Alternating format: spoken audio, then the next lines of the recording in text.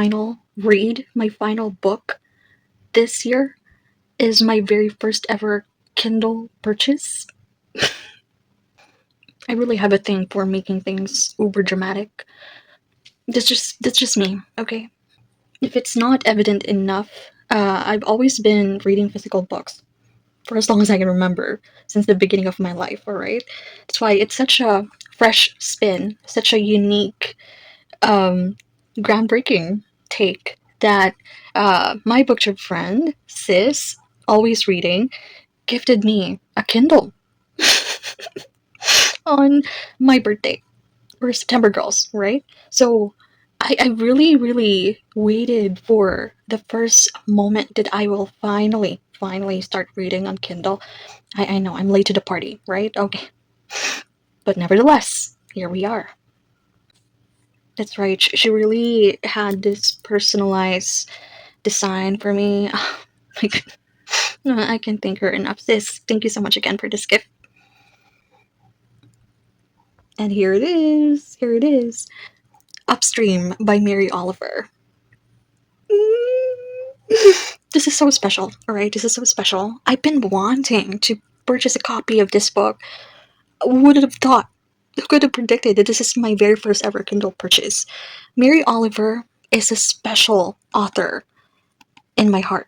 She's one of the big reasons why I'm into poetry. And this one is a collection of essays. So this is not really a book of poems, but Mary Oliver's words, I believe this is just really what I needed, okay? This is exactly what I needed. I'm in that mood, and I can't wait, I can't wait. I'm really in that kind of mood, so this will fit the vibe to end 2024. It's gonna be magical. I just know it. I have faith, okay?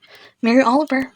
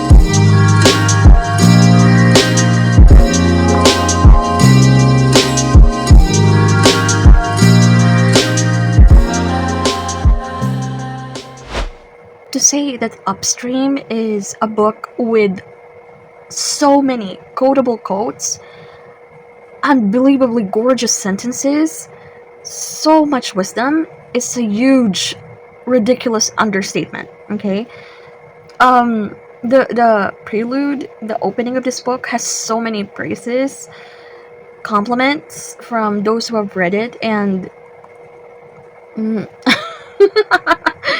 wow, oh, I, mm, I could go on again and again. There are countless w- word sentences to declare how beautiful this book is. In creative work of all kinds, those who are the world's working artists are not trying to help the world go round but forward, which is something altogether different from the ordinary. Such work does not refute the ordinary. It is simply something else. Its labor requires a different outlook, a different set of priorities. Certainly, there is within each of us a self that is neither a child nor a servant of the hours. It is a third self, occasional in some of us, tyrant in others. This self is out of love with the ordinary. It is out of love with time. It has a hunger for eternity. I'm currently at a part of Upstream where Mary Oliver very unapologetically devotes so much time on her observations about nature, animals in particular. And you know what? It's very, very much aligning to a writing characteristic, personality that she's known so much for, right? She loves nature. And you know what? My takeaway here is that uh, readers might not always be um, aligning with your choices as a writer, as an artist. Therefore, um, it almost never happens that they would 100% um, adore, praise, appreciate all your works. Some of your works they might not be a fan of, because I don't know. I'm contemplating, are Mary Oliver's readers also massive fans of nature observations? Is that always the case? Why am I speculating about these things, you ask? Mm, mm, I'm gonna be straightforward here. I'll be honest. Right now, I'm thinking a lot about how people perceive my work, my writings. Why? Um, I've been submitting entries on a writing prompt contest at a writer group, right, with thousands of followers. And I'm grateful. I'm grateful for the motivation that they are encouraging and inspiring by giving out writing prompts that everyone could participate in on their chosen category. So, yeah, I love it. I've been telling my brother about this because I know this is such a very delusional, very weird um, self comment about writing work, but I don't know. I don't know. I've written a short story which won. Okay, I was not at all expecting it would win, but it won. Okay, and then a poem which also won. All right. Now the thing is, I've written another Tagalog poem, and that one didn't win. But the thing is, if I'm gonna be asked to rank, um, pick my favorite among those three entries that I submitted, keep in mind the English poem won, the short story also written in English also won.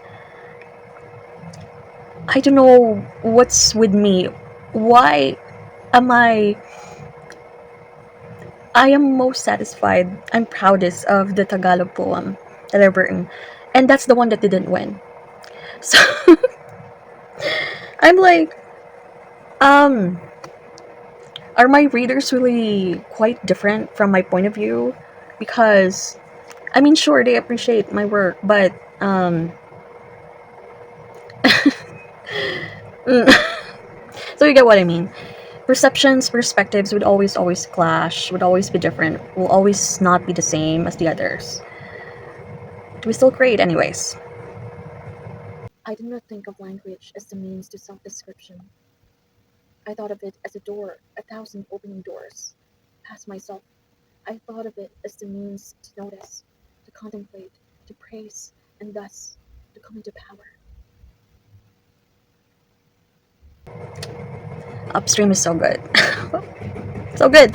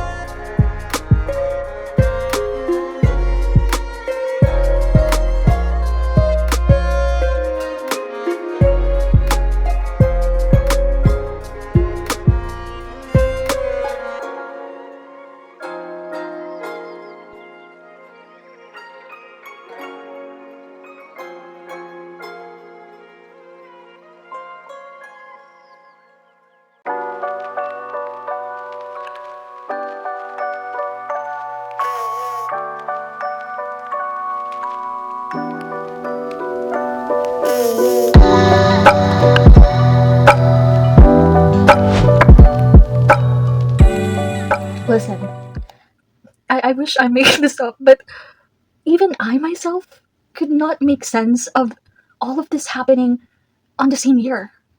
Like, is this scripted? I mean, this September I watched Jeff Satter's Paradise of Thorns all by myself, right? That movie is a masterpiece. And then I watched Una, the short film by Pablo, my SB19 bias. Okay, oh my gosh, I will never, never, never forget. I will never move on from the storytelling that he did, linking that kind of perspective with his songwriting. Oh my gosh. And then now, before the year ended, who who would have prepared me that I will also watch a movie for my bias RM? Right people, wrong place. It, who would have prepared me? Who, God is so good to me. All of this happening 2024. At this point in my life, it's as if God is really telling me storytelling. Yes, you can fall in love with that as much as you want. I'm so thankful.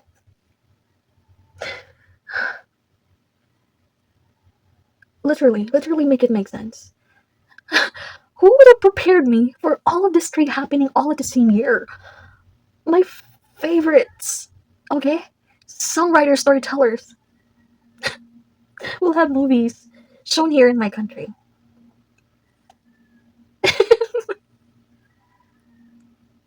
And I watched them all by myself. And it's one of the very striking things that Mary Oliver discusses in this book. In Upstream, very carefully discusses, um, touches on the significance, inevitability of solitude in the process of artists in writing. And I'm so thankful that that kind of very conflicting turmoil, um, those mixed feelings are acknowledged, validated, heard, seen, understood. It's a comfort. 2024. I will always remember you. All the years to come, I will always have a special place in my heart, my mind, my soul for you, 2024. We don't stop wishing for more beautiful, better years, of course. Hope, believe still. Thank you for being here. See you.